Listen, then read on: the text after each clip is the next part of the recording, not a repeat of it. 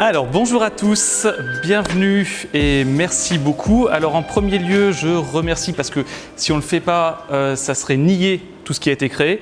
Je remercie tous les gens qui m'ont accompagné. Je remercie les élèves qui m'ont accompagné. Je remercie toutes les personnes parce que tous ces projets dont je vais vous parler, c'est des projets de passion et des projets d'hommes. Alors hommes au sens large, c'est-à-dire hommes et femmes regroupés. Je n'aurais jamais pu faire ça si je n'avais pas rencontré au fur et à mesure de mes pérégrinations ou si je n'avais pas été aidé pour trouver les personnes compétentes.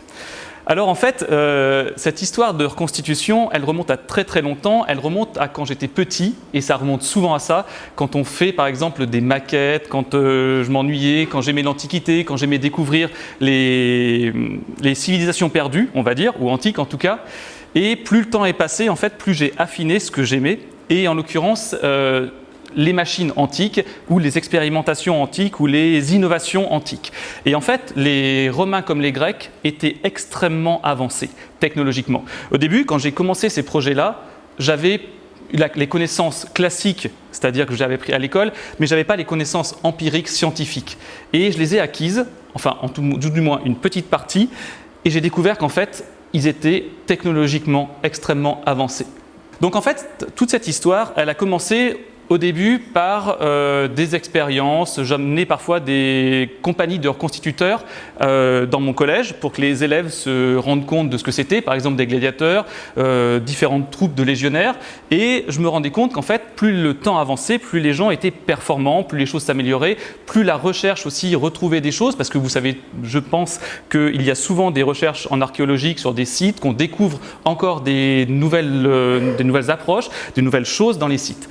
Et j'ai rencontré dans ces années un de mes collègues qui s'appelle Monsieur Amardale, qui est là, qui est professeur de sciences de l'ingénieur au lycée, enfin en tout cas qu'il l'était puisque maintenant il est à la retraite.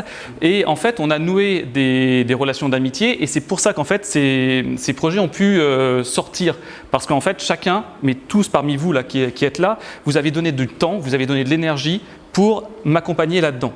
Et en même temps, ça a permis de faire des grandes réalisations. J'ai toujours voulu aussi pas être sur des réalisations qui étaient, on va dire, normales. Moi, ce qui m'intéressait vraiment, c'était d'accompagner les élèves et de les tirer vers quelque chose d'exceptionnel, de leur donner un but, un objectif, parce que vous connaissez tous les classes. Certes, il y a plein de choses qu'on apprend, mais à des moments, tu as envie d'aller plus haut, tu as envie d'avoir un objectif pour savoir où tu vas.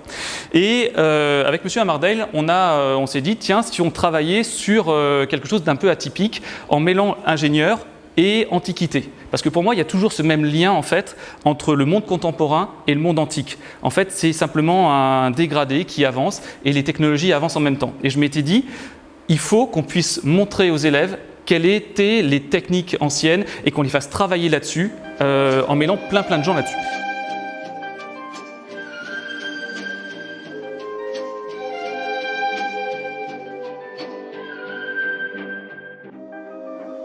Haiku on the beat.